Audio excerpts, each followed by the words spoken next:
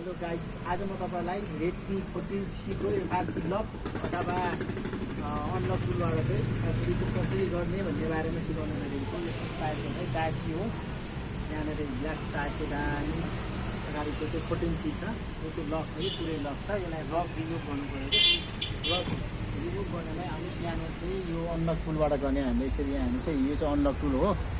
तपाईले देख्न सक्नुहुन्छ यहाँ स्यामसङ, भिभो, ओप्पोदेखि लिएर यहाँनिर Nokia, LG, Lenovo, Tecno, Infinix, Asus, Magic, Motorola, टिएलसी, स्पार्टन थुप्रैवटा कम्पनीको मोबाइलहरू चाहिँ यसलाई लक रिमुभ गर्न सकिन्छ। यहाँ आउनुहोस् है। अब यसको लागि चाहिँ सर्वप्रथम हामीले के गर्ने भन्दाखेरि मोबाइललाई अफ गर्नु पर्यो। अफ गर्नलाई पावर बटन थिचेर बस्ने है। हेर्नुहोस् है, यसरी पावर बटन थिचेर बस्ने अनि माथिपट्टि सार्ने। पावर स्विच अफ भयो, मोबाइल स्विच अफ भयो। अब यसलाई चाहिँ ल्यापटपमा कनेक्ट गर्ने टाइप सी केबल हो। टाइप सी कनेक्टबाट यहाँनिर चाहिँ अब कनेक्ट गर्ने यसरी। यो प्लस माइनस बटन, भोलमको प्लस माइनस बटन थिचेर, भोलमको प्लस माइनस बटन थिचेर यसरी युएसबी कनेक्ट गर्ने हो। त्यसको लागि यो यहाँ चाहिँ आउनुहोस् है। पहिला सर्वप्रथम यो चाहिँ जान्नुपर्छ। मेन कुरा गरेर हामी चाहिँ कहाँ जानु पऱ्यो भने इएमआईमा जानु पऱ्यो। इएमआईमा गएर सेक्युरिटीमा जानु पऱ्यो। सेक्युरिटीमा गएर टाइप गर्नुपर्छ हाम्रो कुन मोडल हो। 14C हो नि त। 14C भएपछि 14C हान्ने। 14C हालेर यहाँ सर्च गर्ने। सर्च गरिसकेपछि यहाँनिर कहाँ जान्छ भन्दाखेरि इडियल ब्रममा जाने है। यहाँनिर यो हेर्नुहोस् है, यहाँ इडियल ब्रम भने चाहिँ इडियल ब्रममा जाने। त्यहाँ गइसकेपछि यहाँनिर अप्सन आउँछ। यहाँनिर तपाईँको कतिवटा यो 14C को पनि यहाँ विभिन्न किसिमको एउटा एन्ड्रोइड भर्जन छ नि। एउटा चाहिँ एन्ड्रोइड 14C एन्ड्रोइड भर्जन 14 को छ। एउटा यहाँ चाहिँ OS 11 को छ होइन। यसो गरेर हामी चाहिँ कतिको गर्ने त भन्दाखेरि अहिलेको चाहिँ न्यू 14C लेक एन्ड्रोइड 15 न्यू MTK भनेको चाहिँ मिडियाटेक।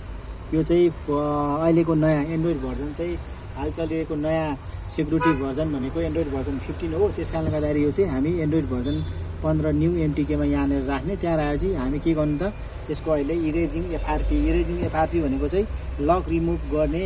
जस्तै दुईवटा लक हुन्छ मोबाइलमा। एउटा स्क्रिन लक अगाडिको हुन्छ, एउटा चाहिँ अब कुन मोबाइलको लक हो। जस्तै साउमी हो भने साउमीको लक हुन्छ। अनि त्यसपछि गुगल एकाउन्ट भन्ने हुन्छ एउटा। गुगल एकाउन्ट भइसकेपछि गुगल एकाउन्ट लक हुन्छ। त्यो गुगल एकाउन्ट हटाउने भनेको इरेजिङ एफआरपी भन्छ। यहाँनिर इरेजिङ एफआरपी देख्नु पनि इरेजिङ एफआरपीमा जाने। टक्क यहाँ गइसकेपछि यहाँनिर एकछिनपछि अप्सनहरू आउँछ। जस्तै वेटिङ फर डिभाइस भनेर आउँछ। यहाँनिर हेर्नु सक्नुहुन्छ तपाईँले। एकछिनसम्म यहाँनिर आउँछ, राम्रोसँग हेर्नुहोस् है। अनि यसै गरी तपाईँहरूले पनि आफ्नो अनलक टुल छ भने अनलक टुलद्वारा चाहिँ आफ्नो मोबाइल चाहिँ ल्यापटपबाट त्यसरी लकहरू रिमुभ गर्न सक्नुहुन्छ। अब यहाँ चाहिँ यो दुईवटा बटन छिर्ने, यो प्लस र माइनस बटन एकैचोटि छिचेर बस्ने, होल्ड गरेर बस्ने, छिचेर बस्ने, एकै साथमा छिचेर बस्ने। यो दुईवटा बटन छिचेर बस्ने। छिचेर बसेपछि यहाँ कनेक्ट गर्ने, युएसबी कनेक्ट गर्ने। टक्क युएसबी कनेक्ट गर्ने। यहाँ हेर्नु यसरी बढेर गयो, देख्नुभयो यसरी बढ्दै गयो, गर्दै गइसक्यो। मेन हामीलाई चाहिने भनेको के भन्दा इरेजिङ एफआरपी हो नि त। हो इरेजिङ एफआरपी ओके भनेर आयो। यहाँ देख्नुभयो इरेजिङ एफआरपी ओके भनेर आयो।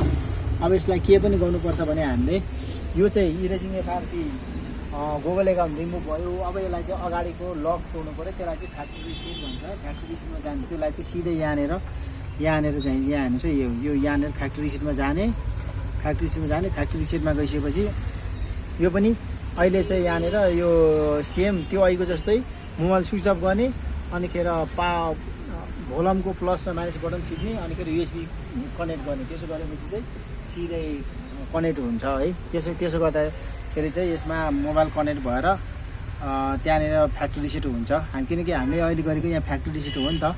अब यसको लागि चाहिँ हामीले यो अन भइरहेछ, यो सेट अन भइरहेछ है, पुरै अन भयो। अब यसको लागि चाहिँ हामीले के गर्ने भने एकचोटि मोबाइल स्विच अफ गर्ने। अहिलेको जस्तै मोबाइल स्विच अफ गर्ने। फ्याक्ट्री रिसेट मात्रै गर्न पाएको। इरेजिङ एफआरपी चाहिँ भइसक्यो है। FRP lock goal account remove भयो। यसरी मोबाइल स्विच अफ गर्ने। मोबाइल स्विच अफ भयो। मोबाइल स्विच अफ भएपछि अब त्यसै गरेर फेरि हामीले यो भोलमको प्लस माइनस बटन एकचोटि छिर्ने, टक्क लाएर छिर्ने। अनि युएसबी केबल कनेक्ट गर्ने। यसरी टक्क कनेक्ट गर्ने। यसरी देख्नुभयो जाँदैछ देख्नुभयो। यसरी हो ओके भयो नि त है, यसरी हुन्छ क्या। अब यसलाई चाहिँ एकछिन अब रिमुभ हुनलाई एकछिनपछि आफै रिमुभ हुन्छ क्या यो त्यसरी।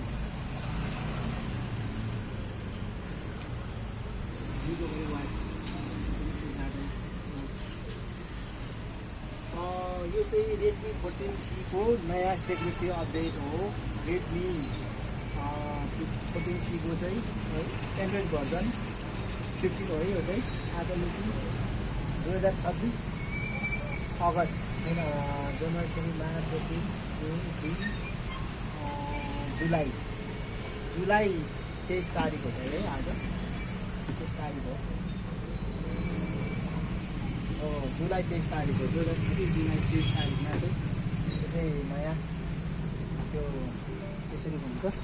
हस् त तपाईँहरूले पनि आफ्नो मोबाइल चाहिँ यदि रेडमी 14C छ भने आफैले चाहिँ यसरी फ्याक्ट्री रिसेट अथवा लक रिमुभ अनि गुगल एकाउन्ट FRP रिमुभ तपाईँले गर्नु सक्नुहुन्छ। हस् त, बाइ।